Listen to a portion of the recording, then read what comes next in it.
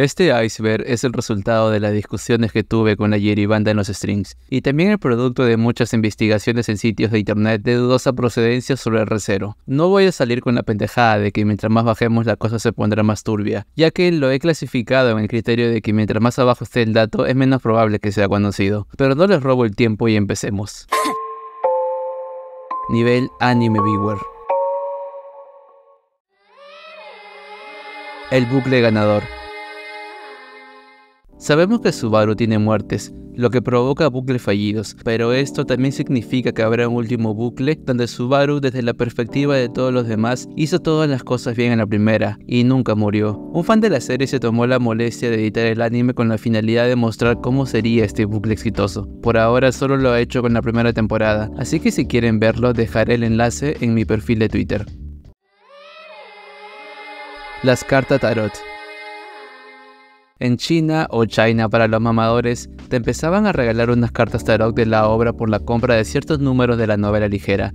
Este arte es interesante por los simbolismos que posee, pero no se deja en claro si es supervisado por Tappei, por lo que simplemente no le he prestado mucho caso a las ilustraciones, aunque he visto que gran parte del fandom lo toma como canon.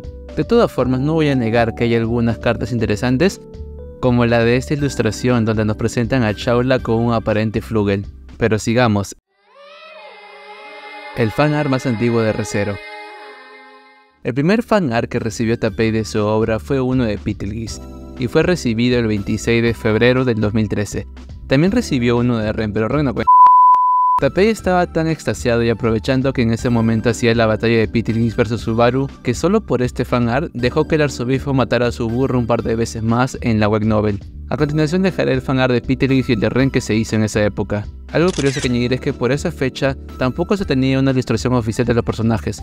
Ni siquiera teníamos el modelo de Emilia, ni el de Beako, ni el de su burro. Pero otro usuario sacó la primera ilustración de su concepto de los personajes y de las brujas. Y como sé que también quieren verlo, los dejaré en la pantalla y por favor pausen el video.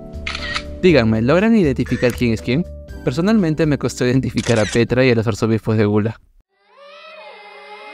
La escritura de Tappei. Algo que recuerdo que me llamó la atención es cómo Tappei siempre logra hacer buenas descripciones de sus personajes, en especial de Emilia, e incluso algunas veces de las muertes de Subaru. Pero digamos que en la temporada 3 o el arco 5 con la ciudad de Pestella, Tappei no hizo la mejor descripción. En la novela, para describir la ciudad solo dice algo como ciudad de grandes compuertas. Ok, sé que en realidad dice algo más, pero no es que dijera la gran cosa, la verdad. Creo que Otsuka la tuvo realmente difícil para hacer la ilustración de la ciudad. Creo firmemente en que Tappei sabe cómo escribir personajes, aunque eso no evita que a veces impee mucho a Emilia, y se tomen más palabras de lo usual, o que la forma de descripción de la muerte de Subaru lleguen a ser extrañas. Quiero recordar que la primera vez que murió en la web novel por el conejo fue algo disgustante. El autor solo hace una descripción final mostrando los huesos de Subaru, pero al mismo tiempo afirma que Subaru recién murió cuando los conejos se comieron su cerebro. Me pregunto, ¿acaso no debía morir antes por la pérdida de sangre o alguna insuficiencia cardíaca? Número de muertes de Subaru. Hasta parte del arco 7 este meme era canon, pero actualmente ya no se sabe cuál es el número exacto. Lo mínimo que hay de estimación es que solo en el arco 7 Subaru pudo haber muerto 100 veces, y debemos tener en cuenta que esta es la posible cifra más baja. Se preguntarán, ¿cómo es posible que no sepamos el número actual? Se supone que debe ser fácil de contar cada muerte, y bueno, en teoría lo es, pero en el arco 7 pasó un suceso que afectó el funcionamiento de la autoridad de Subaru. Cuando antes Subaru moría era fácil reconocerlo en el texto, pero ahora ya no lo es. No porque Tappei se las dé de mamador y lo ponga difícil, sino que es por la razón que dije hace un momento. El retorno por muerte de Subaru anda funcionando de forma extraña. O bueno, andaba. Ahora las pistas que tenemos de la muerte de Subaru son estas palabras que se repiten muchas veces en un episodio. Aparentemente cada palabra indica una muerte de Subaru. El mismo Subaru cuenta que ahora puede llegar a morir y ni siquiera se da cuenta de que ha muerto. Hubo una batalla de Subaru contra uno de los generales divinos de la nación de Bolasha llamado Olvar, y en su enfrentamiento contra su burro, este lo mataba de muchas formas.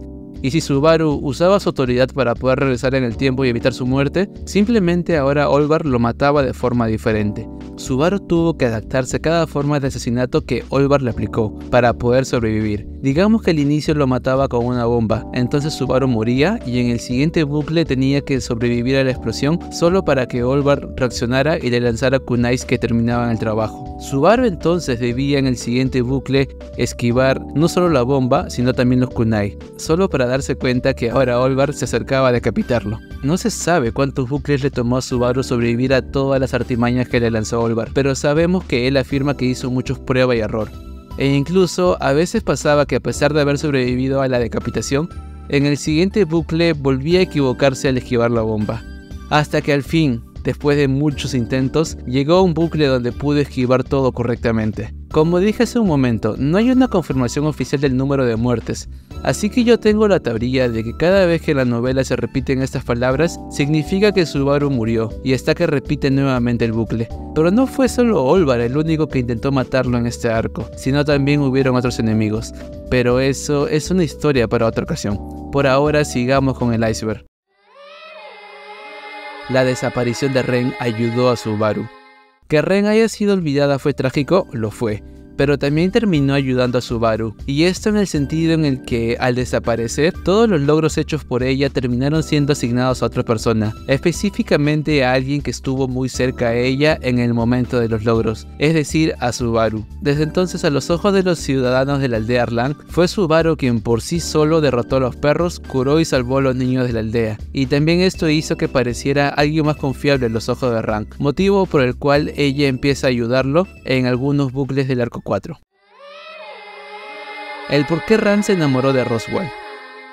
En realidad explicar esto es algo complejo, y de hecho puede resumirse en que se enamoró de Roswaal de la misma forma que Ren se enamoró de Subaru. Casualmente ambas hermanas al inicio odiaban a muerte a ambos, y cuando se enamoraron terminarían descubriendo que eran tremendos simps. Entiendo que explicar esto puede ser trampa porque tomaré el material extra de la novela, pero hey chicos, este es mi canal y siempre digo que cuando hablo de una obra lo hago después de ver no solo el anime, sino también la novela y los comentarios del autor. ¿Por qué hago esto? Pues porque me da la... En una historia de Ren y Ran se nos cuenta cómo fue que llegaron a la mansión de Roswaal, después de que su aldea fuera destruida, y cómo es que ahí logran tomar venganza contra los que destruyeron su aldea mientras pasa el tiempo y los años. En todo este tiempo el payaso tuvo actitudes cuestionables, pero a ojos de los demás y de las hermanas, él siempre estuvo atento y les dio una educación y comida. Incluso ayudó a Ren a desarrollar su magia curativa. Digamos que esto le daba puntos como hombre, y si bien Ran solo lo veía con desprecio, creo que hubo algo que poco a poco fue haciéndole cambiar de opinión. Y aparte de que cuidaba de Ren, es el hecho de que él le administraba el maná que su cuerpo ya no podía tener. Esto es descrito como una especie de placer el cual Ran terminó volviéndose dependiente. No tengo pruebas de esto, pero como dice el dicho tampoco tengo dudas, así que creo que esta sesión terminó siendo como una especie de droga para Ran. Todo esto creció cuando un día Roswaal se sincera con ella y ella se sincera con él, y es acá donde hacen un contrato, el contrato que se nombra en la segunda temporada. Acá ella logra ver que aún con lo retorcido de sus metas, él es un hombre determinado y dispuesto a esforzarse por sus objetivos. Pasaron los años y entonces pasa el incidente de Ren. De pronto todos los sentimientos que ella tenía por Ren pasaron a Roswaal, y este sentimiento de amor solo creció. Sí, Ran ya estaba enamorada de Roswaal antes de Ren, pero este sentimiento aumentó exponencialmente tras el incidente con Gula. Quizás alguien diga cómo es posible que Ran se enamore de la persona que tuvo algo de culpa en la destrucción de su aldea. Y quizás también diga, amiga, date cuenta. Y si bien Roswaal tuvo algo de culpa, también es bueno darnos cuenta de qué es lo que pensaba Ran de su aldea. Ran se sentía como Reinhardt, una persona que quiere vivir siendo bella, pero todos los de la aldea tienen expectativas de la diosa Oni a la que supuestamente Ran representa. La única persona que Ran sentía que lo trataba como si fuera Ran y no la supuesta diosa era su hermana Ren. No estoy muy seguro de la relación con sus padres, así que no puedo cubrir esa parte, pero el día que su aldea murió, ella creo que se sintió algo aliviada, porque ya no tendría las expectativas de los demás sobre ella. Es debido a esta casi nula afección por su aldea, que desde su punto de vista no considera culpable a Roswaal. Por esto, aunque ella sepa que Roswaal sabía que iba a pasar el ataque pero no hizo nada, a ella le dio igual. Es a esto a lo que me refiero cuando digo que Ran odiaba a Roswaal, pero luego poco a poco sus acciones de él y las circunstancias terminaron enamorándola, tal y como pasó con Ren, quien también odiaba a Subaru, pero al ver sus acciones y las circunstancias hicieron que se enamore. Par de huevos, pero sigamos. Ren y Otto. Esta parte del iceberg hace referencia a que estos dos nunca han interactuado, es más, no se conocen y solo han escuchado del otro. Aunque si bien los hemos visto interactuar, eso pasó en bucles fallidos, así que no cuenta. Ren y Frederica. Pasa algo parecido con Ren y Frederica. Ambas no han interactuado, o al menos no lo hemos visto en la historia principal, aunque para sorpresa de algunos, sí hubieron historias secundarias escritas por Tappei donde narra interacciones entre Ren y Frederica. Si tuviera que describir la relación de estas dos, al inicio era difícil, porque en su primer encuentro no había pasado nada de tiempo desde el ataque a la aldea de las hermanas y Ren estaba asustada de todo. Pero tras pasar el tiempo y ver que Frederica realmente se preocupaba por ella, a tal punto que era como otra hermana mayor para Ren, ella decidió hacer algo. ¿Recuerdan que Frederica no aparece en la primera temporada? Eso es porque Roswell la mandó a servir a otra mansión junto a Clint, y esto pasó antes de los sucesos del primer episodio, y sería el día en el que Frederica se despide, en el que Ren decide disculparse con ella, por la actitud cortante que tuvo cuando la conoció. Pero pocos sabían ambas que esa sería su última conversación, porque la próxima vez que Frederica regresa a la mansión, ella ya no recordaba a Ren.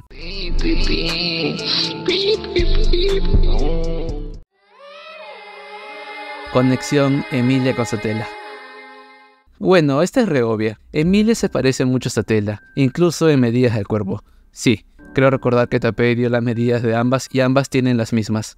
Aunque como una especie de contraargumento, sabemos que Emilia tiene más afinidad para la magia de fuego, mientras que Satella para el yin. Se descarta que ambas sean parientes, como del tipo de madre e hija, porque por lo que se sabe hasta ahora, el padre de Emilia es un elfo y la madre de ella es una humana. Para cerrar este tema, hay un elemento que el autor aparentemente mencionó para dejar fuera una posibilidad. Me refiero a la posibilidad que no existen las reencarnaciones en el mundo de Re:Zero, así que ni Satella o Emilia son reencarnaciones de la otra. Pero entonces, ¿cuál es la conexión entre estas dos? Puede que más adelante en el iceberg se responda a esto. What if? Bueno, no hay mucho que decir en cuanto a este punto. What If son historias alternativas que el autor sacaba donde mostraba una ruta distinta a la que vemos en la historia principal, una ruta donde Subaru tomaba decisiones diferentes. Al fandom le gustaba mucho esto, ya que nos permitía ver qué tanto hubieran cambiado las cosas. Creo que lo más relevante de esto es que pueden llegar a ver dos versiones de un mismo What If. Por ejemplo, el Ren If, el que más conocen es la versión web novel, donde nos cuentan el día a día de Ren y Subaru con sus hijos. Mientras que el Ren If de la novela ligera nos habla sobre qué fue lo que pasó con ellos tras abandonar Lugúnica. Esto se repitió con el If de Kasaneru, donde la versión web novel nos hablaba de qué hacía Subaru con Echidna aproximadamente un año después de los sucesos del arco 4. Pero la versión de la novela ligera nos narra qué fue lo que pasó con ellos tras salir del santuario. Lo interesante viene acá, y es que se rumorea que la temporada 3 venga con una versión light novel de Ayamatsu, que hasta el momento solo tiene una versión web novel. Y puede que esta versión expanda el lore de esta ruta. ¿Dónde está Pandora y Héctor? Es algo que no se sabe, ni siquiera en la novela, pero sí se sabe que Pandora hizo su desmadre después de joder a Emilia. Específicamente se apareció a la abuelita del Rinjardo y digamos que la mandó a dormir con los pececitos. Aunque hay una teoría que explica su ausencia, pero ya la cubriré en un rato. Sobre Héctor es complicado. Parte del fandom cree que ya fue derrotado, y esto porque se descubrió que Clint usa un poder parecido al de él. Por ende, la gente cree que esta persona le robó el poder, aunque para mí eso no lo encuentro creíble, porque debemos recordar que Héctor tenía una autoridad, y cada autoridad se manifiesta de forma diferente en el usuario, pero, como digo, es lo que yo creo. Lamentablemente, hay algo que juega en contra de mis pensamientos, y eso es que en la actualidad Roswaldo es más fuerte que nunca, y se le ve muy relajado al pana, quien solo vive para revivir a su maestra. No pareciese que tuviera otro objetivo, como el de vengarse del coñario que lo humilló. Así que en resumen, Pandora, desaparecida, pero creo que el término correcto sería inactiva. Héctor, desaparecido, pero es más probable que sea porque ya el payaso se vengó y le dio vuelta. Los futuros cumplidos.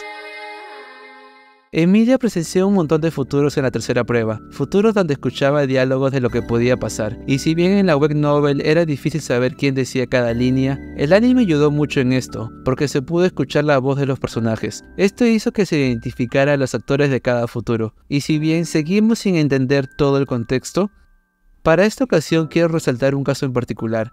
Hay unas líneas que se oyen de fondo y dicen algo como: Si no me queda nada más que la espada, entonces ¿qué soy yo? A día de hoy, esta línea sabemos que fue dicha por Julius durante los sucesos del arco 6. Por ahora, es la única línea que se ha cumplido, y créanme que el fandom está atento esperando que se cumplan las demás.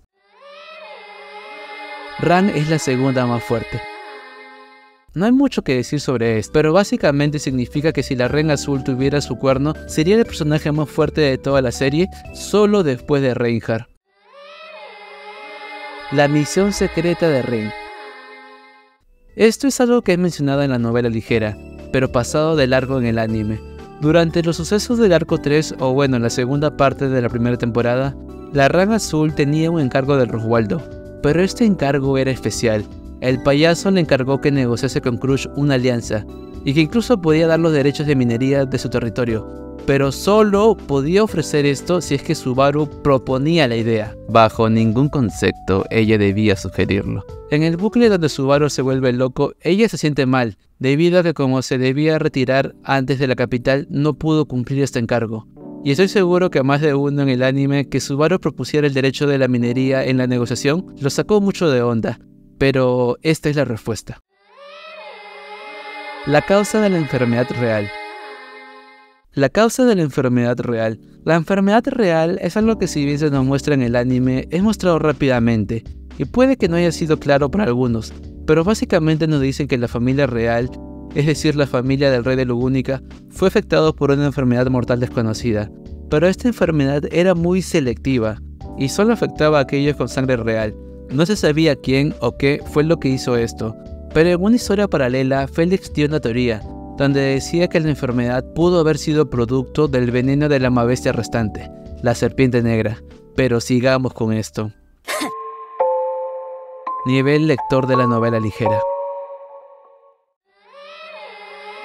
Contenido exclusivo de la Light Novel. Por lo general, al momento de actualizar una obra, primero debería salir el contenido en la web novel y luego recién en la novela ligera. Pero últimamente, Tappei está que ignora esta regla. Pasa que en los últimos volúmenes del arco 7 agregó algunas páginas de más, narrando cosas que no narró en la web novel. Y claro, parece que añadir unas páginas no son la gran cosa, pero creo haber leído comentarios donde dice que hacer ese tipo de cosas puede traerle problemas con la página de la web novel. De todas formas, hice una investigación rápida sobre si se puede hacer eso, pero no encontré una respuesta definitiva, así que tomen esta información con pinzas. ¿Emerald Lugúnica es lujuria? Durante la guerra de Mi-Humana, guerra en la que Wilhelm conoció a su esposa, había una joven miembro de la familia real de Lugúnica, que se llamaba Emerald, quien aparentemente murió a temprana edad. Era conocida por ser cruel, y por eso los ciudadanos de Lugúnica no tenían buen concepto de ella. Cuando murió no se le dio un funeral, debido a ciertas circunstancias que no son claras. Lo curioso es que la descripción física de esta concuerda con la del actual arzobispo de la lujuria. ¿Será acaso lujuria la misma Emerald del pasado? ¿O solo es alguien que atormenta a la familia real haciéndose pasar por la antigua princesa? Sea como sea, retomaremos este punto más adelante. El arco que duró media década. En los primeros días de la publicación de la web novel era común que Tappei actualizara a diario, o que subiera 2 episodios por día, o incluso una vez subió hasta 4 episodios por día. A diferencia de ahora, donde con mucha pero mucha suerte tenemos 2 o 3 episodios a la semana. Es debido a esa rapidez que tenía en ese entonces, que pudo escribir en solo 2 años toda la trama desde el inicio hasta el arco 4. Es decir, la historia de las 2 primeras temporadas. Pero hubo un arco que le tardó 5 años en completarse, y ese fue el arco 6. El arco que próximamente se va a adaptar. Podemos ver acá la fecha de la publicación del primer episodio y en la siguiente imagen la fecha del último episodio del arco 6. Si se preguntan por qué se tardó tanto, bueno, no puedo darles una respuesta específica, pero podemos asumir.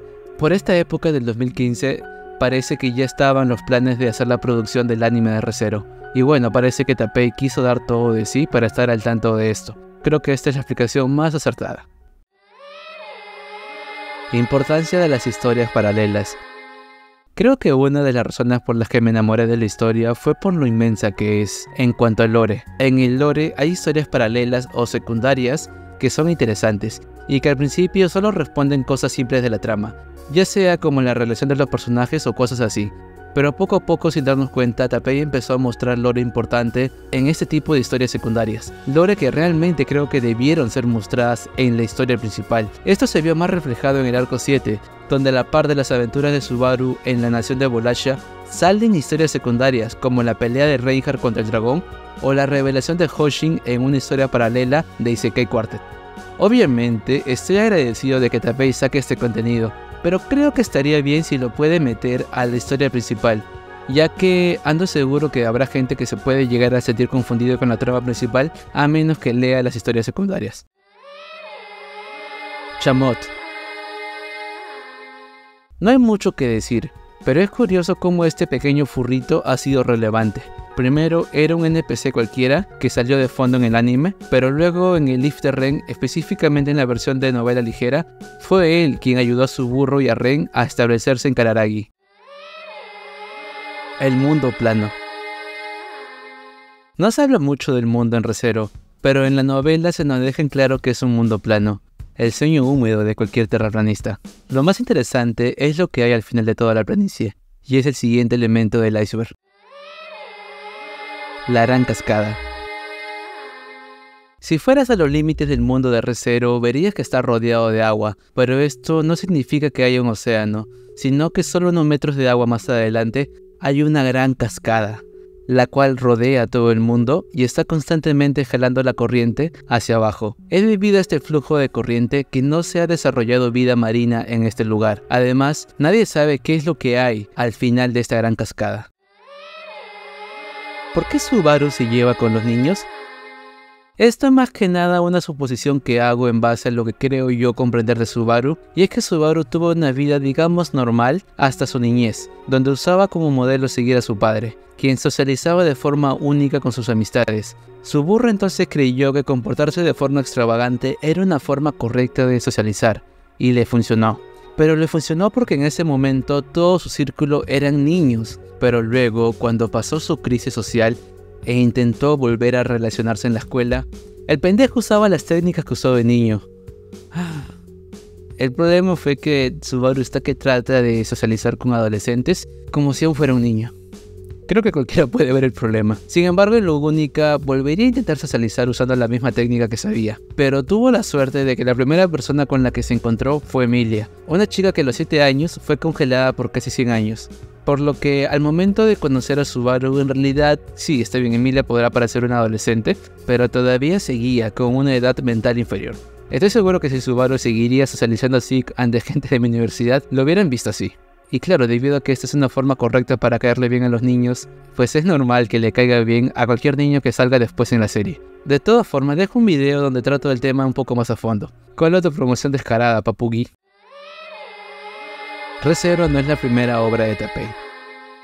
Se sabe que Tapei ya ha escrito estas obras, y no hablo de aquella obra llamada Vivi, sino de obras que gozaron de un moderado éxito, pero creo que una ya fue abandonada. Esperemos que no pase con Re:Zero. Ah sí, incluso Tapei estuvo involucrado en la producción de la última película de Pokémon. Satella no es igual a Emilia.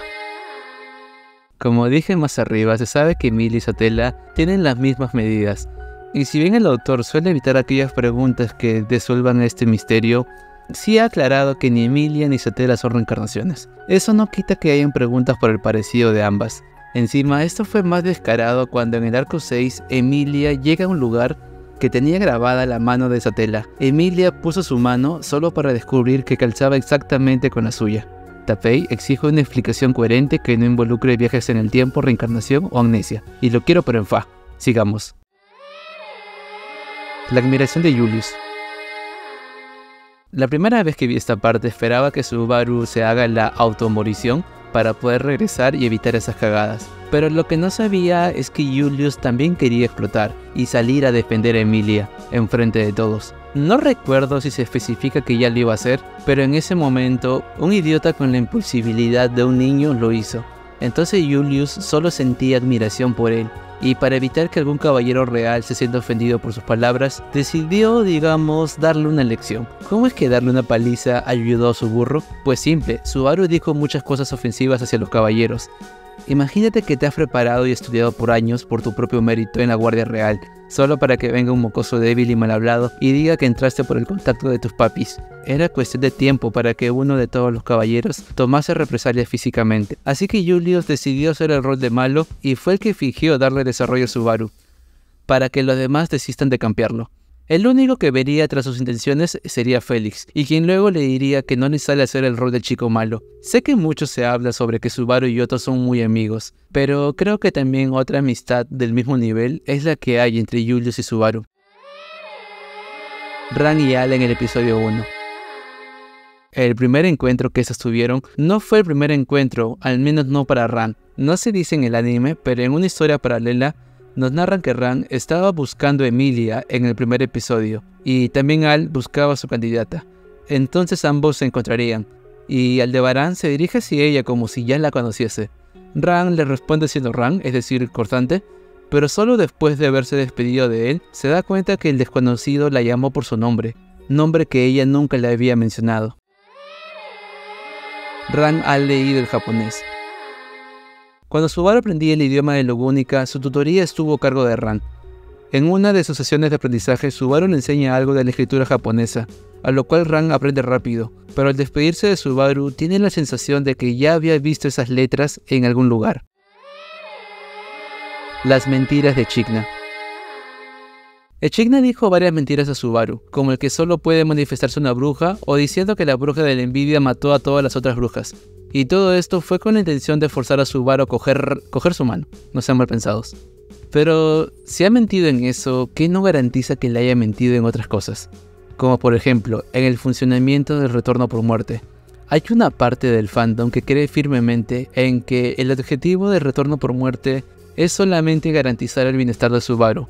Y si bien suena que lo es, no olvidemos que esto sigue siendo una hipótesis de Echidna. Alguien que como nosotros solo es un espectador en esta historia, y que ya ha mentido anteriormente. Descripción de Flugel.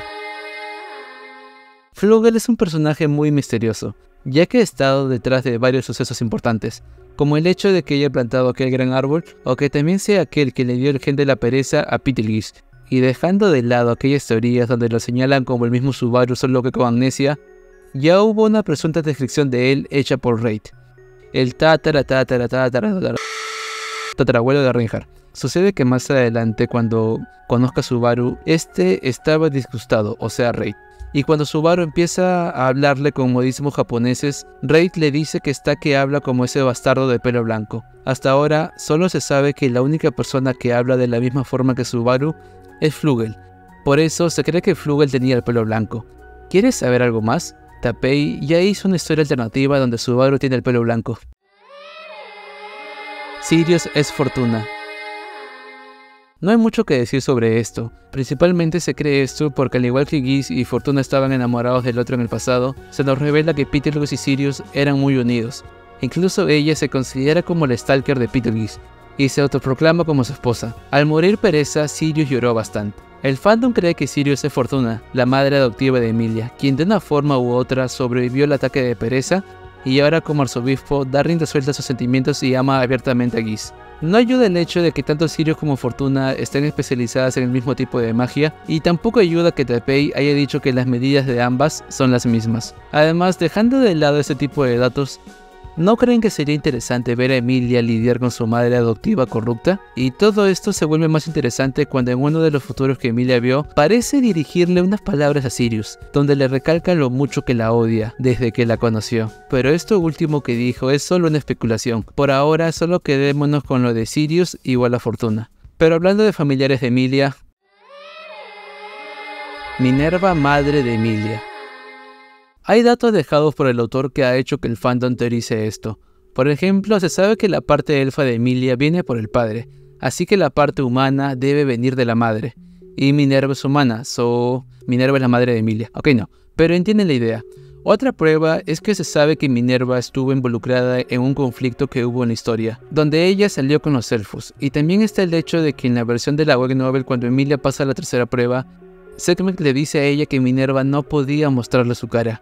¿Por qué Minerva no quería ver a Emilia? Pues sea cual sea la razón, la gente dice que es porque es su madre. Ah sí, y al final en la tercera prueba en la versión de la novela ligera, la que termina recibiendo a Emilia es Minerva, y tiene una actitud muy fraternal. Esto dio más cuerda a esa teoría, y la verdad pienso que la gente exagera. No niego que puede que sea la madre, pero desde mi punto de vista veo más a Minerva como si fuera la amiga de su madre, quien quizás intentó proteger a Emilia, pero no pudo hacerlo por su muerte o por quién sabe qué, y por esto se siente culpable. Pero en fin, sigamos. Leones y ballenas en Lugúnica. Se sabe que en Lugúnica existen algunos animales, pero sabemos que no existen ni las ballenas ni los leones. No existen ballenas porque bueno, el autor mismo dijo que las corrientes fuertes de la Gran Cascada evitan el surgimiento de la vida, y también mencionó que no habían leones. Entonces, ¿quién fue el que llamó a la ballena blanca a la ballena blanca? Y también, ¿quién fue el que usó el apodo del Rey León para empezar a dirigirse hacia la familia de Lugúnica? El autor dijo que simplemente era algo de lo que es mejor no buscar una respuesta. La ceremonia de evaluación de declaraciones. Se llama así al evento donde uno reporta lo sucedido. Cuando su burro y sus amigos subyugaron a la ballena blanca, se hizo esta ceremonia, en donde llevaron la cabeza de la mamabestia, esto como una prueba de sus palabras. Se sabe que la facción de Emilia también hizo lo mismo cuando mataron al Gran Conejo, pero debido a que no tenían una prueba física que no sea la palabra de ellos mismos, no se les creyó completamente, pero acordaron que si en un año no se oían reportes de otro ataque del Gran Conejo, se le adjudicaría el logro a la facción. ¿Por qué fue invocado Subaru? No, en serio, ¿alguien sabe por qué fue invocado? Sé que pueden decir que fue invocado para salvar a Emilia o Satella. Ok, puede ser, pero ¿ya la historia o el autor lo ha indicado? Esa es la pregunta. Y si asumimos que Satella lo hizo, ¿por qué lo hizo? Pero sabemos que Subaru hasta ahora fue la última persona invocada. Entonces esto abre otra pregunta. ¿Quién invocó a Flugel y a Al? O peor aún, Tapei mismo dijo que de vez en cuando gente del Japón de Subaru termina siendo teletransportado. ¿Cuál es el ente que hace todo esto? La edad de Patrache. ¿Se acuerdan de Patrache? Pues es la dragona de Subaru que comparte los mismos colores que él. Y bueno, parece ser que lleva unos años o decenas de años viva. Entonces, ¿cómo carajos Volcánico, un dragón de hace 400 años y probablemente el ente más importante de todos los dragones? La conoce. Es como si digamos que Messi conociera a Chiroque. ¿Quién es Chiroque? Exacto. Pero pasemos a la siguiente sección. Nivel lector de la novela web. La sangre del dragón no es tan OP. Se hace referencia en la serie de que esta sangre podría incluso ayudar a Ren a recuperar sus recuerdos, y según Roswaldo, podría ayudarle a despertar a su maestra. Pero si tiene propiedades tan milagrosas, ¿por qué no la usaron para curar a la familia real? Esto podría tener dos explicaciones. Primero, que en realidad la sangre milagrosa es la sangre de Volcánica, y no la sangre del dragón negro, que es la que supuestamente tiene la familia real. La otra explicación que había leído es que se dice que entre los miembros de la familia real estaba prohibido usar la sangre para curarse de esta enfermedad. No se explica el por qué, pero podríamos deducir que ellos sabían de alguna forma que no iba a tener efecto, o que quizás puede que en el pasado ya hayan intentado curar a alguien de la misma enfermedad, pero en vez de curarlo todo salió mal y terminó llevando la corrupción a aquel miembro de la familia real, miembro que se llamaba Emera Lugúnica, y quien sería conocida como la futura arzobispo de la lujuria. O puede que la sangre sea solo otra mentira del reino y en realidad ya no quedan reservas de esta. En fin. El misterio de la esposa de Henkel. Luana Van Astria es la esposa de Henkel y la madre de Reinhard, quien actualmente tiene un misterio. Y eso es que tiene el síndrome de la Bella Durmiente. Es decir, está en un estado de coma y no sabemos por qué. Quizás alguien piense que fue otra víctima de gula, pero no es así. Ya que si hubiera sido una víctima de gula, nadie debería acordarse de ella, tal y como le pasó a Ren. Pero todos sus conocidos son capaces de recordarla. Entonces, eso trae a colación lo siguiente. ¿Qué fue lo que le pasó? ¿Quién la atacó? ¿Acaso hay algo como gula rondando libremente en el mundo de Re:Zero? El grupo de hace 400 años. Hace 400 años había un grupo de amigos que se reunieron para salvar al mundo. Este grupo estaba compuesto por Flugel, Satella, Reid, Farsale, Hoshin y Echidna. No se sabe por qué luchaban o contra quién luchaban, pero en esta época Echidna y Satella eran amigas. ¿Qué pasó que los separó a todos? Cosas que algún día espero que expliquen. El bucle eterno. Hay referencias a que toda la historia de Re:Zero se está repitiendo en una especie de bucle eterno.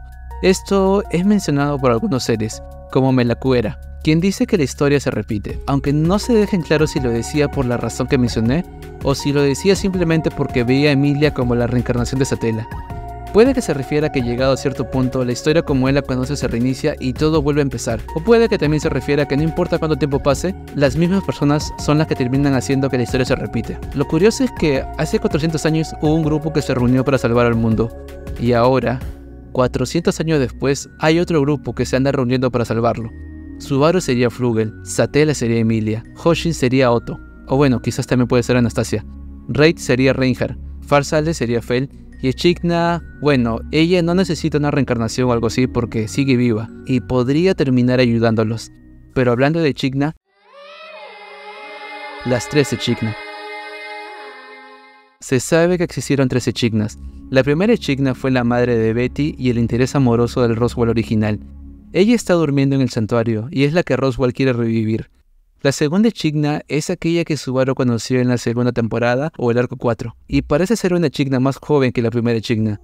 Diré yo que la Echidna original murió a los 30 años mientras que esta Echidna falleció a los 20. Por lo que si bien ella sabe de cosas del mundo, no cuenta con todo el conocimiento que tenía la Echidna original. La tercera Echidna es un espíritu artificial como Betty Pack, y ya salió en el anime. Es la bufanda que lleva Anastasia. Aparentemente esta Echidna es inofensiva y solo desea el bien de su candidata, pero igual no quita que sepa ciertas cosas tal y como lo sabe la segunda Echidna. No se sabe si realmente es aliada o enemiga, pero por ahora no ha dado señales de alerta. Pero volvamos con nuestro idiota favorito. El deseo cumplido de Subaru. Después de la putiza que le aplicó Julius, Subaru andaba emputado, y como le hicieron pasar ridículo, él deseó con toda su alma que Julius le pasara lo peor, y que perdiese todo. Poco sabía él que su deseo se volvería real. En el arco 5, o bueno, en la tercera temporada, el nombre de Julius será devorado, y todos los personajes se olvidarán de él. Para complicar las cosas, su hermano menor es atacado por Gula, y termina sufriendo el mismo destino que Ren. Ahora Julius se ve forzado a vivir en un mundo donde nadie lo recuerda, y tampoco recuerda a la persona que supuestamente era su hermano, y el único que puede atestiguar todo esto y compartir su carga es Subaru. Decir que el arco 6 es hermoso es quedarse corto, ya que es en este arco donde siento que la relación de Subaru y Julius llega a otro nivel. Julius confiando en Subaru, no porque es la única persona que lo recuerda, sino porque es su amigo, y Subaru arrepintiéndose de haber deseado eso. Pero claro, él nunca se lo dirá, porque ya aprendió que no es buena idea ser impulsivo, y tampoco es buena idea decir lo primero que se te venga a la cabeza. Obsesión de Subaru con Emilia. Se podría decir que lo que siente Subaru por Emilia es una obsesión, y esto fue mencionado por el autor, pero él lo dice más en el sentido de que es el amor que siente el protagonista de una obra por la heroína de turno, es decir, lo justifica en que no tiene sentido, pero precisamente porque no tiene sentido es lo que termina teniendo sentido en este tipo de obras. Que no sé qué acabo de decir. Quizás lo que diga a continuación sea algo mamador, pero estamos en el canal llamado Conejo Taco. Y si estamos acá es porque acá puedo decir mis pendejadas. ¿Creo que Subaru está obsesionado con Emilia? Sí. ¿Lo pruebo? No. Pero ustedes los que piensan que si conocieras la historia de cada uno, podrías entender sus acciones y motivaciones. Y esto es lo que pasa con Subaru. No quiero expandirme en detalles de esto porque vamos chicos, esto es un iceberg. Así que les pediría que por favor se vean este video en específico, donde siento que me explayo sobre lo que pienso de Subaru por 15 minutos. Emilia Wake Novel no es igual a la Emilia de la Light Novel. Creo que todos recuerdan a la Emilia inocente de la segunda temporada. Aquella Emilia que quería que los bebés se hacen con un beso. Pero en el arco 2 de la Wake Novel, Emilia no actúa como la misma chica, sino que actúa como una chica con el carácter de una adulta, como alguien que sabía que los hombres pueden tomar ventaja de su cuerpo, y que había mencionado que si la recompensa que Subaru iba a pedir por salvarla de Elsa era su cuerpo, ella podía acceder. En fin, en la versión de la Wake Novel, los personajes eran algo más pervertidos, así que supongo que Tapei, o su editor, le obligó a cambiar las cosas en la novela ligera. ¿Dónde está Orgullo? Cuando Peter Lees conoció a Subaru, mencionó que hay 6 asientos de arzobispos del pecado. Del pecado. Puta de dislexia.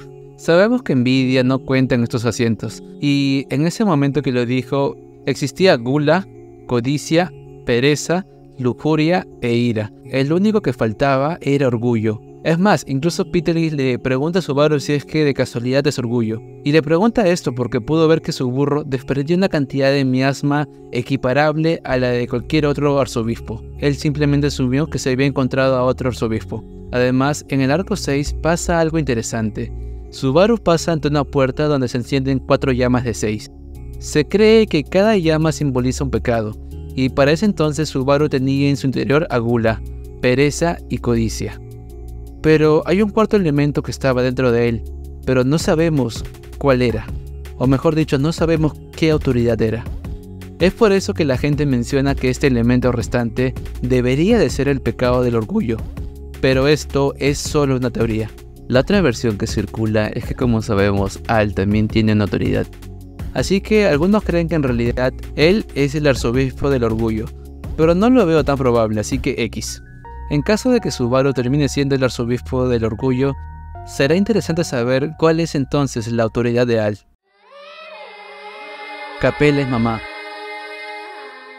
Durante los sucesos del arco 4, Meili siempre menciona a alguien llamada mamá, y es quien parece ser la persona que les ha ordenado hacer la misión. No se tenían claro sobre cuál era la identidad de esta persona, hasta que en historias paralelas, como siempre, nos dan pistas que nos llevan a descubrir su identidad, y resultó ser Capella, la arzobispa de la lujuria, y quien aparecerá en la tercera temporada. Para descubrir su identidad se tomaron en cuenta 2 sucesos. Primero, se sabe que Capella tiene la habilidad de transformar a las personas en animales, y hubo una parte en la que Meili narra que una vez fue castigada siendo transformada en una rana. Luego, hubo otra historia donde Roy, uno de los arzobispos de Gula, por alguna razón se refiere a Capella como mamá, y pues esos fueron los cabos suficientes para saber la otra identidad de Capella. Actualmente no se sabe qué es de ella o qué es lo que hace, pero se sigue con la teoría de que es una antigua integrante de la familia real de Lugúnica. Lo irónico es que esto no deja de crear preguntas en el espectador. Preguntas como ¿qué piensa Capella de Fale?, ya que ambas parecen ser los últimos miembros de la familia real de Lugúnica. Y también si Capella es realmente de la realeza, ¿cómo fue que ella evitó la enfermedad de la familia real de Lugúnica? Preguntas de las cuales no tenemos respuestas, pero quizás pronto las haya. Y hablando de Capella, Capella en el Ren-if. En la versión de la novela ligera de Ren-if, se nos menciona de forma rápida que Capella estaba presente en Kararagi, es decir, se encontraba cerca al lugar donde andaba su burro y Ren. Se menciona que buscaba unos huesos, pero no se dice de quién. ¿Será que buscaba los restos de alguna persona importante en el pasado de Kararagi? En fin, el Subaru de esa historia debe estar agradecido de no haberse topado con ella. Petra If. Aunque no lo crean, hay un Petra If, pero también hay un Otto If, Wilhelm If y no es que signifique que Subaru se tire cada uno de ellos, como pasó en el Ren-if, sino que son historias extras hechas en el juego de R0 de Lost in Memories, donde Tapei escribió rutas en las cuales en el primer día, en vez de conocer a Emilia, terminaría conociendo a otros personajes. Igual, esto es más complejo que lo que dije, pero les dejo el dato por si quieren investigar. Me encantaría mencionarles algunas rutas interesantes de este juego, pero como el juego está en japonés, pues me dio huevada jugarlo y nunca lo hice. Aunque recomiendo mucho el canal de Symphosaber, quien sí lo he jugado y de vez en cuando suele hablar de las rutas del juego. Una ruta donde Ren no fue devorada. ¿Recuerdan que dije que Chigna le mostró a propósito las rutas negativas a Subaru? Pues en realidad, sí hubiera sido posible para Subaru terminar la primera temporada sin perder a Ren, y esto lo demuestra el juego de la profecía del trono, donde debido a ciertas desviaciones es posible terminar los sucesos del arco 3 con Ren a tu lado. Peculiaridad de los If. Ya que hablamos de los What If, hay algo que es necesario mencionar. Sé que a todos nos gustan ese tipo de historias porque son geniales. Vemos a Subaru actuar de forma diferente, una forma de la cual no justifico pero comprendo. Pero según el autor, es mejor no pensar mucho en los detalles de los sucesos de estas rutas. ¿Por qué? Porque muchas de las cosas que pasan en los If solo pasan porque sí, y no porque hay una explicación canon detallada. Esto quedó demostrado con 3 historias: la ruta de la lujuria, la ruta de la pereza y la ruta de Gula. La ruta de la lujuria es solo una historia hecha por las risas. La ruta de la pereza pierde el sentido desde que Ren acepta abandonar a su hermana, la persona a la cual ama tanto como Subaru. Y la ruta de la Gula es la que más irregularidades tiene. No quiero ahondar en los detalles de esto último, pero se había establecido en esta historia que la torre no se podía abandonar bajo ningún concepto, pero vemos a Subaru hacerlo como si nada. Irregularidades como este hay muchos más en este What If. Soy consciente de que hay algunas posibles explicaciones para estas anomalías, pero es solo que hay tantas irregularidades que como espectador no me permite sumergirme en la historia. Como dije, la ruta de la lujuria y pereza también tiene sus puntos bajos, pero al ser contadas, pues como que puedes ignorarlo. Mientras que para leer el If de Gula, debes apagar el cerebro. Los 1000 brazos. Al final de la primera temporada, Subaru dice que por cada error que Emilia le diga de ella, él le dirá 2000 cosas buenas de ella. Sí, muy bonito y todo eso, hasta que se nos revela por Puck en su lucha contra Peter Gis que Satelle al pelear puede usar 2000 brazos, la misma cantidad que Subaru le dijo una vez a Emilia. ¿Coincidencia? ¿O Tapei solo nos está tomando el pelo con la cantidad numérica? Roswaal no es el único perpetrador. Sabemos que Roswaal contrató a Elsa para atacar al inicio de la serie y en la segunda temporada, pero luego se nos revela que él nunca contrató a Meili. ¿Quién era la otra persona que atentó contra la mansión y la aldea? Por ahora no lo sabemos, y lo peor es que no hay ninguna pista, ni siquiera en la novela. La web novel podría desaparecer. Explicar esto podría ser difícil, pero trataré de hacerlo. Cuando Tapei empezó a escribir Re:Zero, no tenía tantas obligaciones como ahora. Al inicio se podría decir que su única obligación era subir el episodio a la página de ENCODE, pero ahora no tiene solo esa obligación. También debe supervisar el anime, escribir las historias secundarias que vienen como especiales junto a la novela ligera, y también muy aparte de escribir la novela ligera en sí.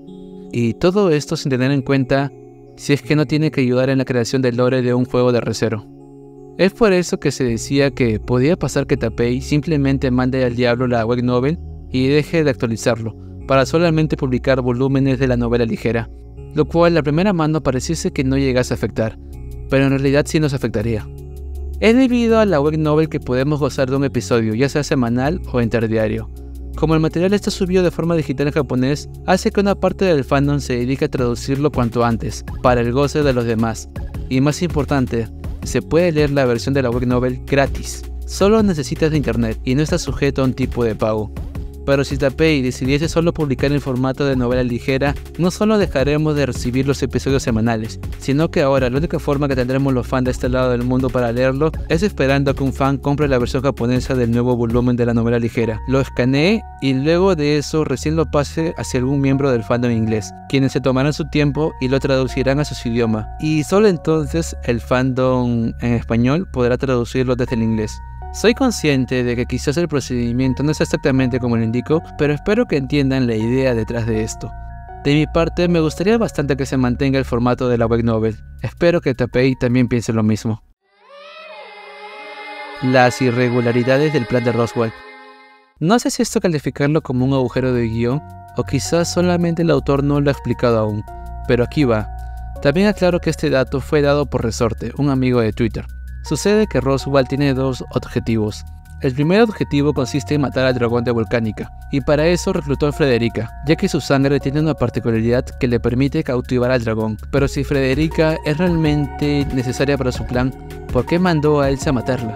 Claro, podría haber el argumento de que en realidad él solo ordenó matar a Beatriz, y que fue el otro perpetrador el que ordenó la muerte de las Maids.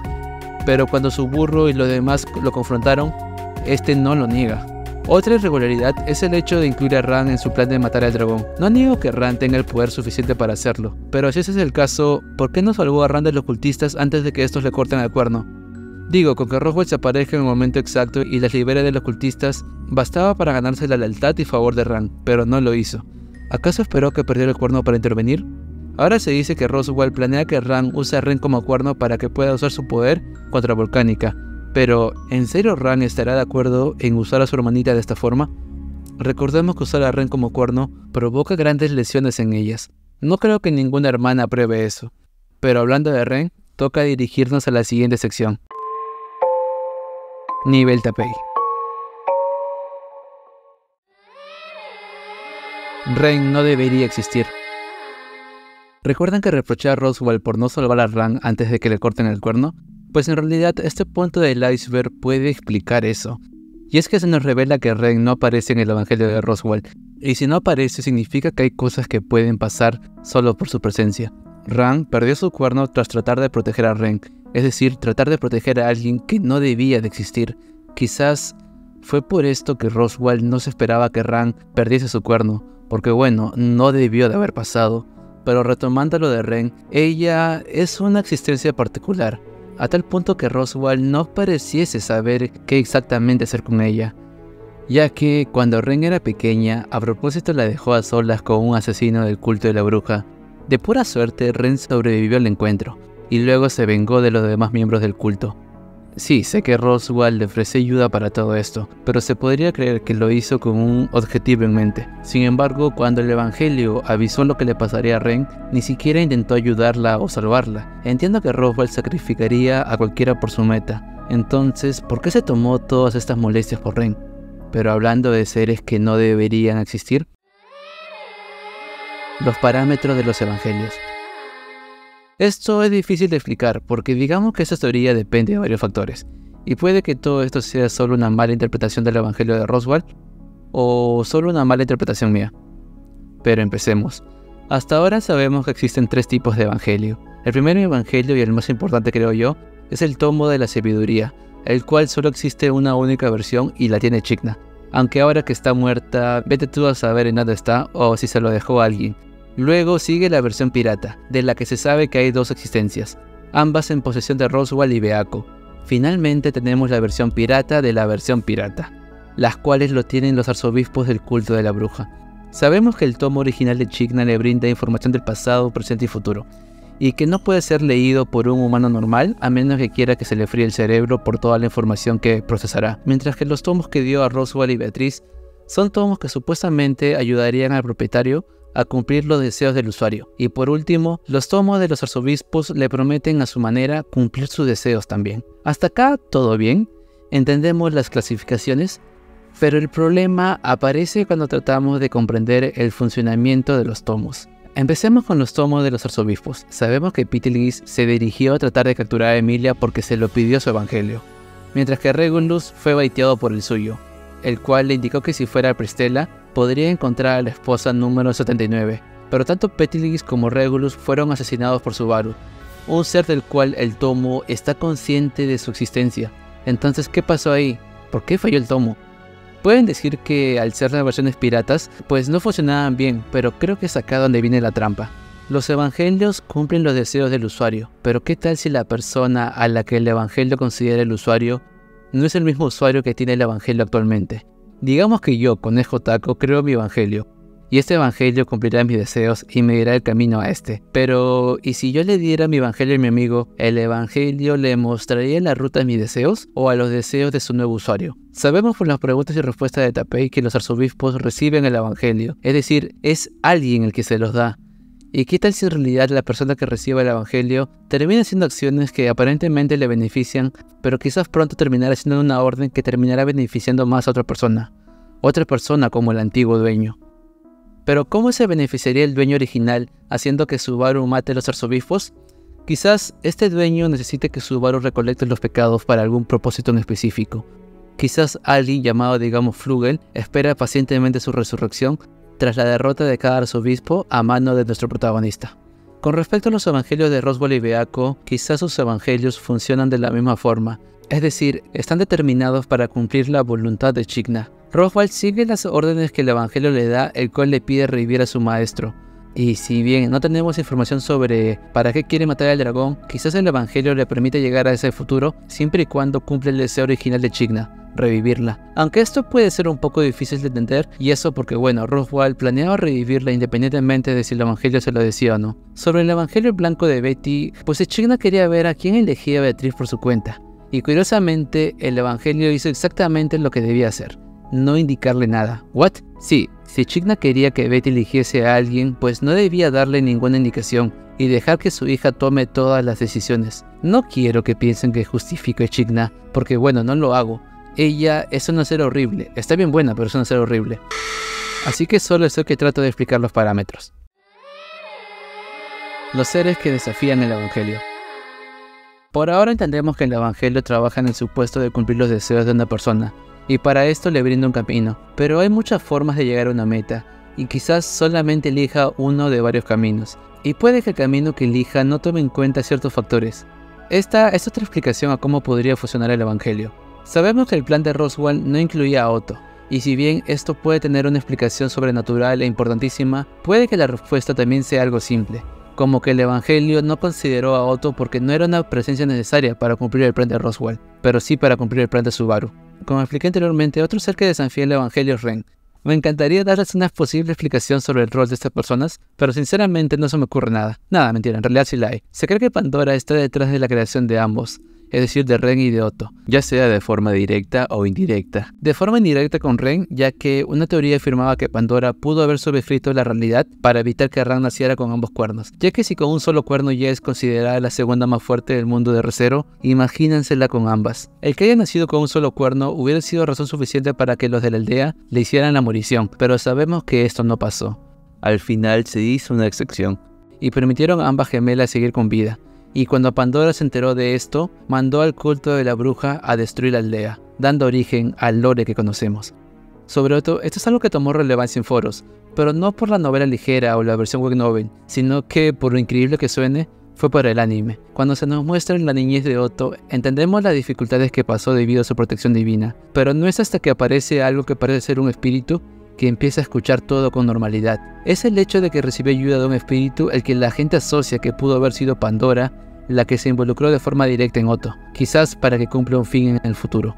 Pero hay una tercera posible creación de Pandora, aunque otros afirman que es la misma Pandora solo que materializada. Pero esto lo dudo bastante, y hablo de Priscilla, una persona que es capaz de comprarse un boleto de lotería y ganarlo. Literalmente el mundo está hecho para funcionar a su favor, no importa lo que haga ella, siempre es capaz de hacer que las cosas se alineen con sus deseos. Es como si hubiera un ser, o alguien distorsionando la realidad para su beneficio, tal y como lo hizo Pandora en sus apariciones. No le ayuda el hecho de que Pandora sea la bruja de la vanagloria, y Priscilla es una persona que rebosa de esta cualidad. Un tiempo se creía que en realidad era alguien hacía que los deseos de su candidata se cumplan, usando su habilidad, la cual es parecidísima a Subaru. Pero con las historias paralelas nos enteramos de que Priscilla siempre ha tenido esta suerte, entonces esta opción con Al queda descartada. Pero hablando del Aldebarán, es momento de hablar de él. ¿Al es Subaru?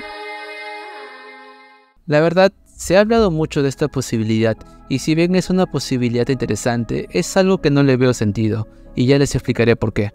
Se cree esto debido a que se han revelado cosas de Al, como que se menciona que en cierto punto de su vida no pudo salvar a una chica con el pelo plateado, y también está el hecho de que conocía a Ran aun cuando ésta no lo conocía a él, y que en una historia paralela Subaru usase su ropa y terminara perdiendo un brazo, pues añade más combustible a esto. Pero todo esto se derrumba en cuanto consideramos que la afinidad de Al y la de Subaru son diferentes. Al tiene una afinidad a la magia tierra, y Subaru tiene una afinidad a las lolis, digamos una afinidad con la magia yin. Y eso sin contar que Subaru tiene la puerta rota. Y si sumamos el hecho de que Aldebarán lleva casi 18 años en el mundo de Re:Zero, pues complica mucho las cosas. Y más si tomamos en cuenta que el autor añadió que no habría viajes en el tiempo en la trama. Me gustaría mencionar la posibilidad de los clones o espíritus creados, ya que hemos visto que es posible dentro de este mundo. Pero me temo que tampoco podría ser, ya que los espíritus creados y clones andan hechos de maná. Y pues sabemos que Al no tiene un cuerpo de estas características. Al tiene un evangelio. Sería mejor confirmar las cosas que no es Al para en base a eso tratar de delimitar la respuesta. Pero lo que sí sabemos de la vida de Al es que no se ha quitado el casco, al menos no en la historia principal, y que hay detalles de la historia del mundo de Re:Zero que él conoce cuando no debería de conocerlo. Por ejemplo, Aldebarán pasó toda su vida encerrado dentro de una isla de gladiadores en Wallachia, y aún así, él sabía de Reinhardt, aun cuando no había forma de que le llegase esta información. O que también está el hecho de que sabía de Priscilla sin este siquiera haberla conocido. La verdad, hay una posible explicación para que él sepa sobre este tipo de eventos, y esa explicación es que él tenga un evangelio. En el arco 7, él afirma abiertamente que podría usar su autoridad para hacer ciertas cosas, y esto podría ser la confirmación acerca de él siendo el arzobispo de la autoridad de Orgullo. Además, el que tenga un evangelio podría responder el carácter que tuvo al descubrir la existencia de Ren, porque su evangelio tampoco pudo haberlo predicho. Actualmente estamos en un limbo. Sabemos que él reconoce y tiene una autoridad, pero no sabemos cuál. Seguro algunos pensarán en que la autoridad que debe tener es la autoridad restante, la del orgullo. El problema es que si eso es verdad, ¿Cuál es la autoridad que Subaru tiene en este momento entonces? Siento si no me he dado a entender, pero por lo que sabemos hasta ahora, tanto Al como Subaru tienen una autoridad, pero no sabemos canónicamente el nombre de la que posee cada uno. Pero al mismo tiempo solo queda una autoridad para ambas opciones.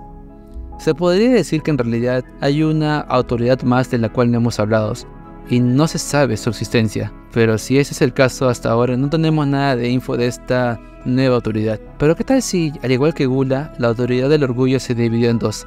Una parte se fue a Subaru y la otra a Aldebarán.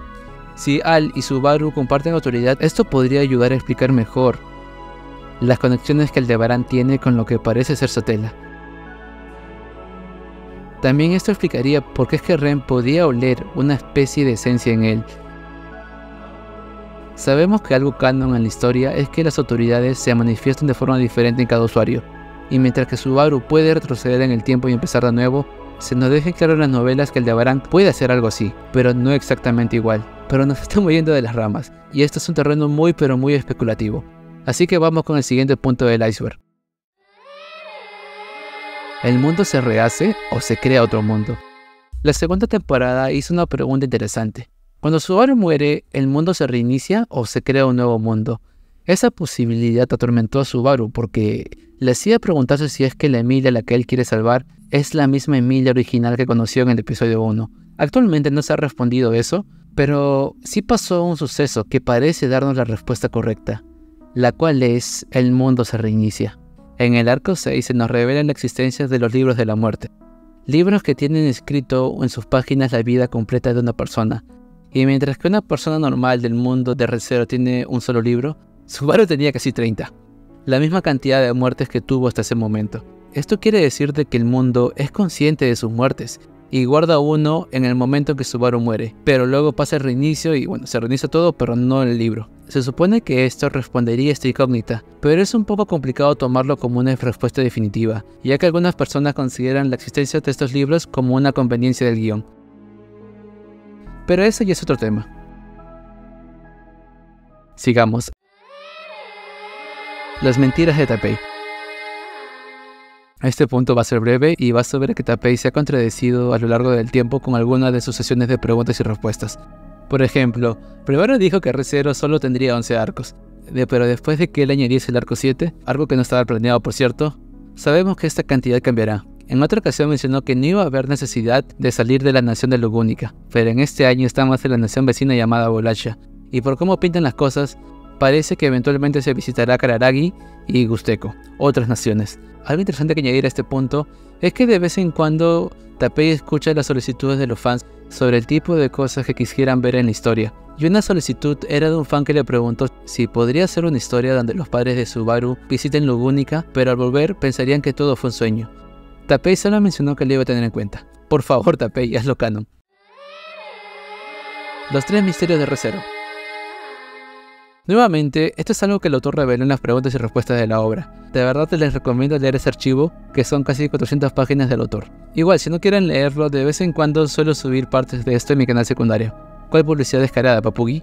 Pero volviendo al tema, Tapei estableció que hay 3 grandes misterios en el mundo de Re:Zero.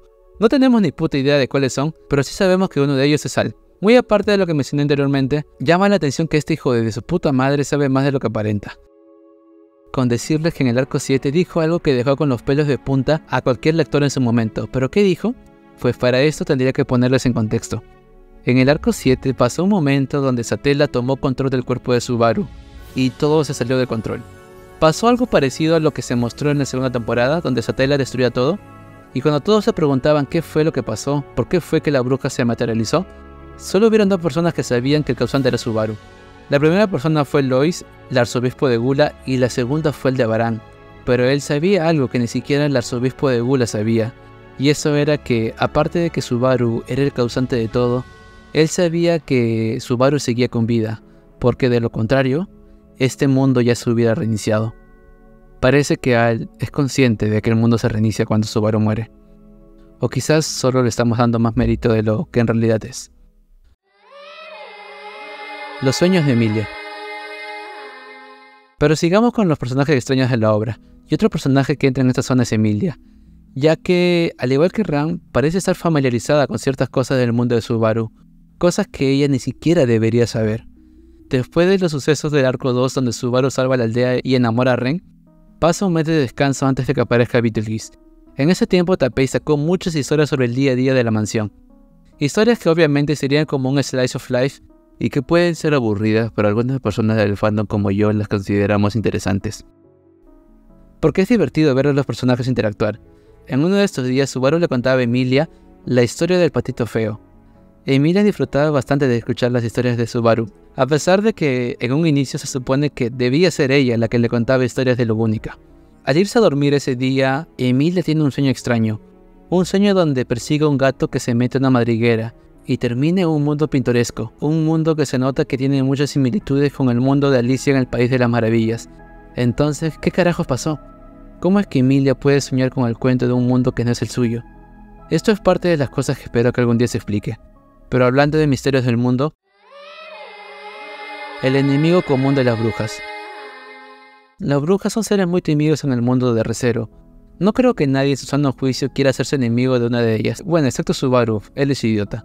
Pero debido a ciertas declaraciones de Tappei, se sabe que hay un personaje el cual es el enemigo jurado de las brujas.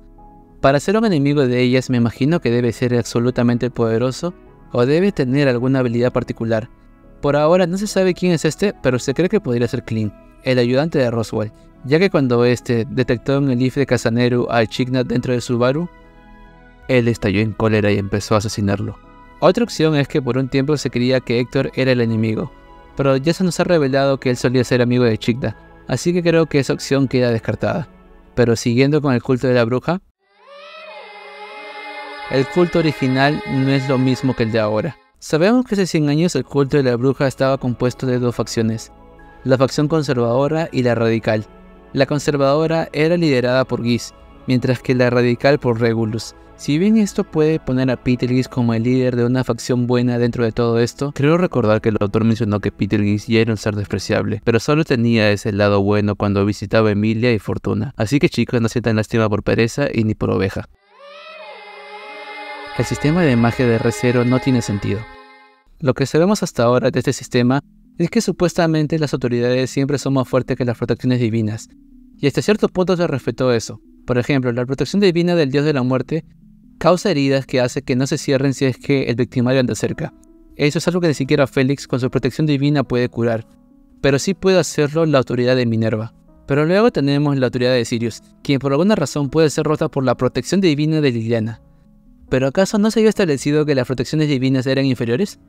También estaba la protección divina de Reinhardt, que le permitía controlar la mente de las personas, cosa que ni siquiera la autoridad de Pandora le permite hacer, porque aceptémoslo, si Pandora hubiera podido controlar la voluntad, hubiera forzado a Emilia a abrir el sello. Luego, en el arco 2 se nos dice que las maldiciones no son la gran cosa y que son fáciles de anular. Incluso Beatriz se jacta de poder hacerlo fácilmente. Pero luego se nos explica que existe la maldición del sacramento del rey inmortal, la cual crea básicamente humanos inmortales, y es lo que le da problemas a Subaru y compañía en la actualidad en la web novel. Soy consciente de que el autor quizá pueda sacarse algo de la manga y decir que este hechizo del rey inmortal fue mejorado por Sphinx o algo así, pero mientras es algo que no tiene sentido. Satella no es la dueña del Jardín de las Sombras. El Jardín de las Sombras es un lugar que es muy importante para los de la novela web, porque cada que Subaru aparece ahí, pareciese que vemos a un Subaru diferente. Un Subaru que se olvida de Emilia y solo piensa en Satella. Recuerdo que hay una parte de la novela donde Subaru, al estar en ese lugar oscuro, ve a Satella y siente unas ganas inmensas de volverse uno con ella. O bueno, ¿eso es lo que se entiende o es que la descripción es muy sexosa? Pero en fin, este es un lugar que creo que es muy malentendido por el fandom. Como por ejemplo, la gente cree que para que Subaru llegue a este sitio debe morir, pero esto no es del todo cierto, ya que al final del arco 2 y arco 3, Subaru puede entrar a este lugar sin tener que morir. Aparte de ciertas curiosidades como que Subaru puede encontrarse con la conciencia de Betelgeuse y Regulus, cada que Subaru llega a este sitio, él no existe en forma física, pero sí puede ejercer cierto control sobre el lugar, como el hecho de que puede fabricarse una parte del cuerpo. Además, si él lo desea, podría callar las conciencias de pereza y codicia. Pero algo interesante es que no pareciese que Satella es la dueña de este lugar, porque si bien ella puede entrar, ella no puede localizar a Subaru, hasta que él haga el tabú de decir que tiene el retorno por muerte. Es por estas razones que se cree que realmente Satella no es la admin, y aunque ella puede entrar al Jardín de las Sombras, ella no va a encontrar a Subaru a menos que éste lo quiera. Pero ya es hora de cerrar este punto. Los pecados son buenos. Esto no tiene que ver mucho con la trama de la obra, sino con el mensaje que ésta da. Me gustaría explicarlo, pero creo que dejaré el mensaje de mi amigo Yerico, que habla sobre su interpretación de esto en el último stream que hice.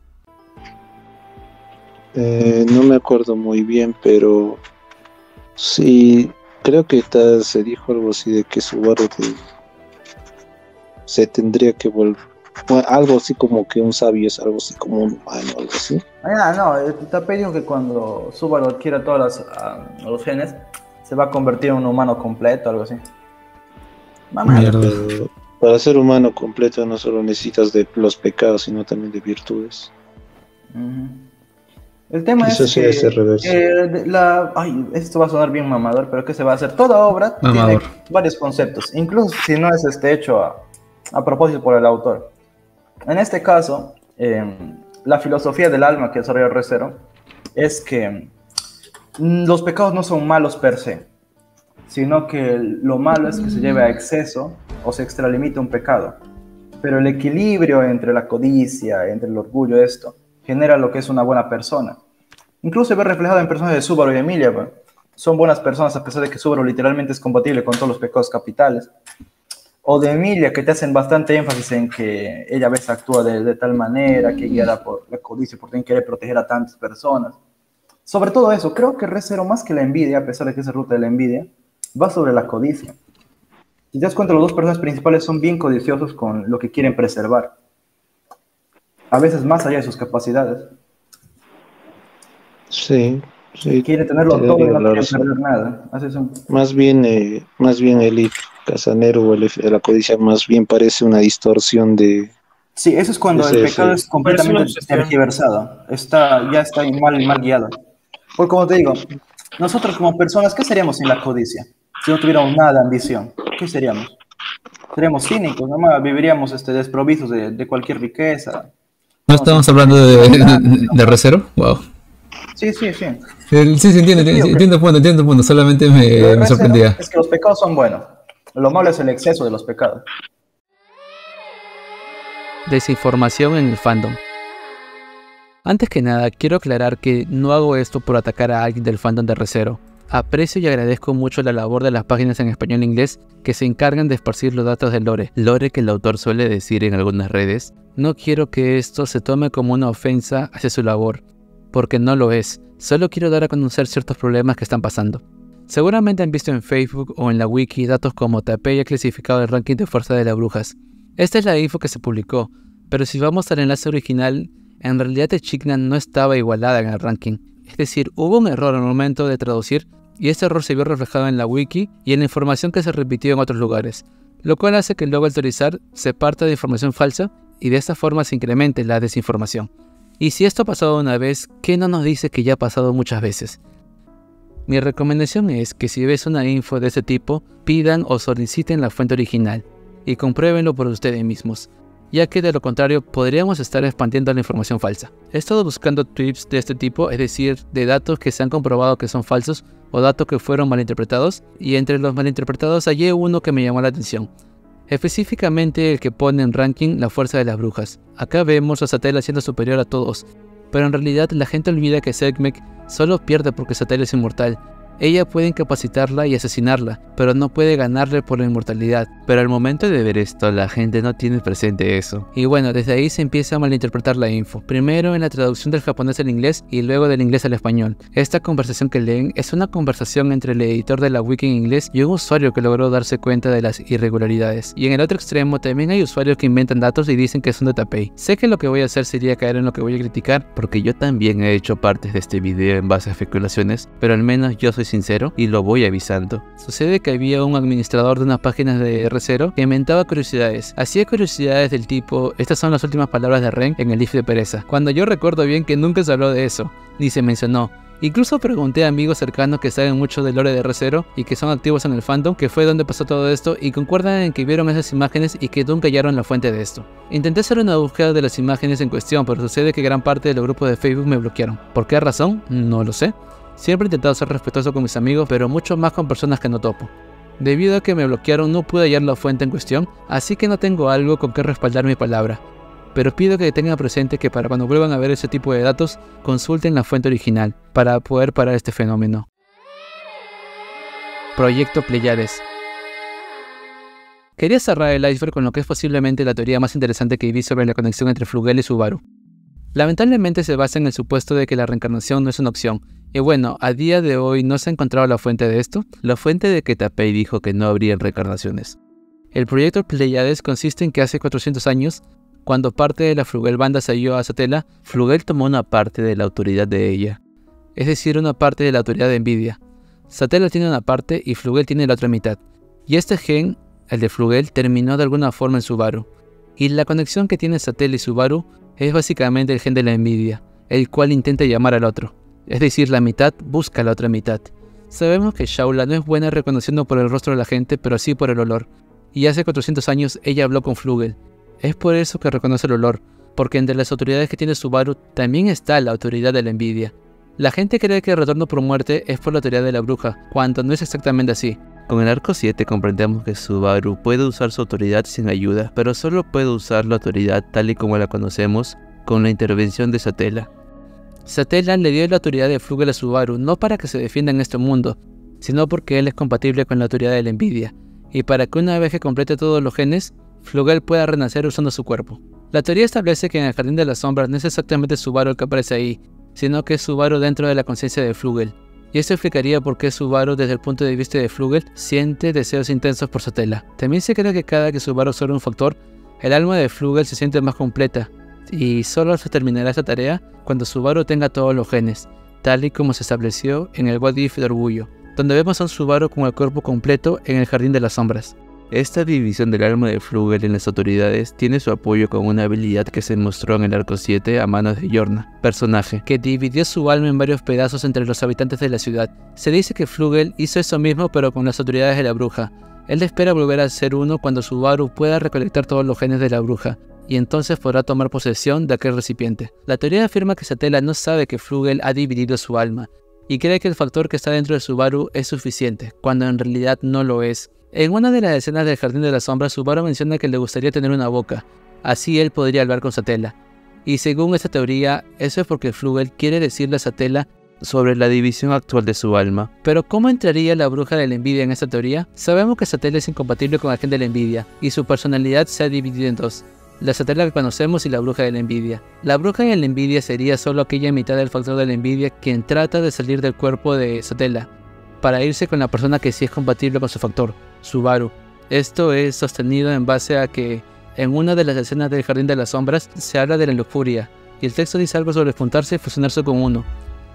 La teoría termina diciendo que el boss final no sería Satella, sino solo Flugel, quien para ese punto tomaría posesión del cuerpo de Subaru junto a los 6 factores de la bruja. La verdad me gusta la teoría, más que nada porque implica hacer sufrir a Subaru, y esto es algo que Tapei sí permitiría, pero prefiero ver qué es lo que él tiene planeado.